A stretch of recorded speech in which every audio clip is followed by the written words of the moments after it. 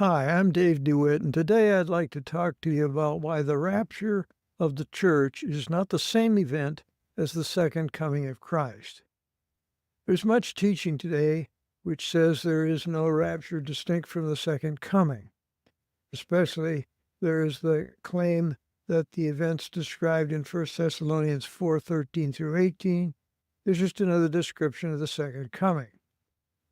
Today I'll list three of the passages that describe the second coming and three that refer to the rapture. The question dealt with here is not about the timing of the rapture, pre, mid, partial, mid, post. The question I'll consider here is, do these passages all describe the same occurrence?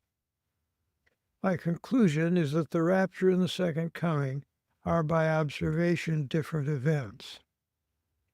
First, the second coming of Christ. Here's Zechariah 14:2-4, and then verse 6. For I'll gather all the nations against Jerusalem to battle, and the city will be captured. The houses plundered, women ravaged, half of the city exiled. Then the Lord will go forth and fight against these nations as when he fights in a day of battle. In that day his feet will stand on the Mount of Olives, which is in the front of Jerusalem on the east, and the Mount of Olives will be split in the middle from east to west by a very large valley, so that half of the mountain will move toward the north and the other half toward the south. In that day there'll be no light, and the luminaries will dwindle. And here's Jesus' rendering of his second coming in Matthew 24:27-31. For just as the lightning comes from the east and flashes to the west, so will the coming of the Son of Man be. But immediately after the tribulation of those days, the sun will be darkened, the moon will not give its light, the stars will fall from the sky, the power of the heavens will be shaken, and the signs of the Son of Man will appear in the sky, and then all the tribes of the earth will mourn, and they will see the Son of Man coming in the clouds of the sky with power and great glory. He'll send forth his angels with a great trumpet, and they will gather together his elect from the four winds, from one end of the sky to the other. Here's the revelation to John in the book of Revelation, chapter 19:11, and then 15 and 17-18. Here's 19:11. And I saw the heavens open, and behold, a white horse, and he who sat on it is called Faithful and True and Righteous. He judges and wages war. And then Revelation 19:15, from his mouth comes a sharp sword, so that with it he may strike down the nations, and he'll rule with a rod of iron, and he'll tread the winepress of the fierce wrath of God the Almighty. And then in verses 17 and 18. Then I saw an angel standing in the sun, and he cried out with a loud voice, saying to all the birds which fly in the mid-heaven, Come assemble for the great supper of God, so that you may eat the flesh of kings, and the flesh of commanders, and the flesh of mighty men, and the flesh of horses, and those who sit upon them, and the flesh of all men, both free men and slaves, and small and great. Here's 10 observations about the second coming. Number one, it's an event predicted in both the Old and New Testament. It was an event Christians knew about. Number two, it'll occur immediately after a time of great tribulation on the earth. Number three, it'll be a public event witnessed by the whole world. Number four, it says the luminaries will dwindle. In other words, the visibility of the sun, moon, and stars will be darkened. Number five, Jesus comes to the earth on the Mount of Olives, which splits in two. Number six, the Son of Man will appear in the sky, and when he does, all the tribes of the earth will mourn. Number seven, angels will gather together elect believers from all over the earth.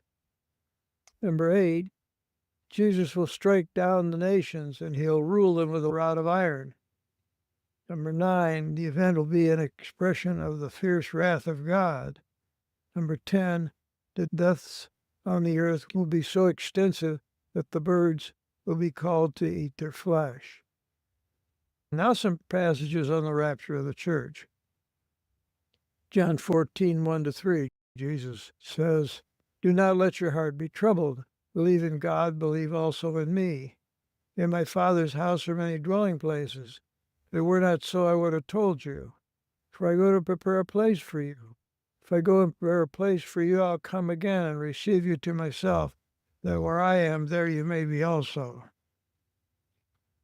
1 Thessalonians 4:13-18. "But we do not want you to be uninformed, brethren, about those who are asleep, so that you will not grieve as do the rest who have no hope. For if we believe that Jesus died and rose again, then so God will bring with him those who have fallen asleep in Jesus.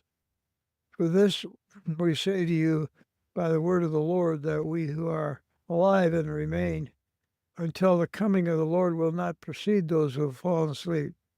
For the Lord himself will descend from heaven with a shout, and with the voice of an archangel, and with the trumpet of God, and the dead in Christ will rise first.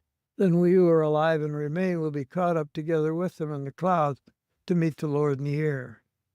And so we shall always be with the Lord. Therefore comfort one another with these words."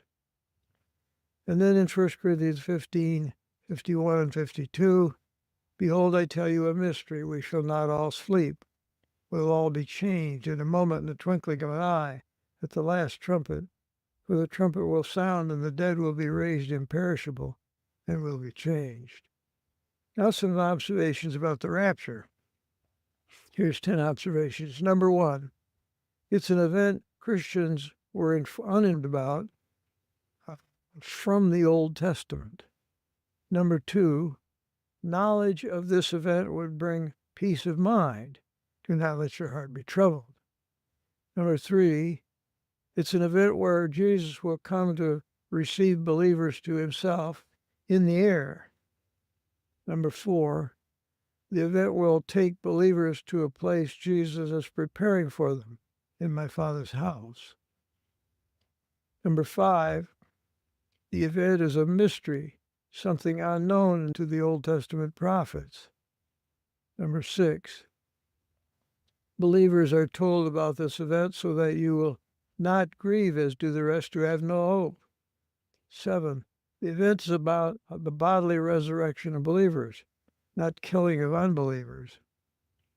Number 8, living believers are caught up together with him in the clouds to meet the Lord in the air. Number 9, believers are to comfort one another with these words. And 10, the whole movement of the event is up in the air, then to the Father's house, not down to the earth. Now, why the rapture cannot be the second coming?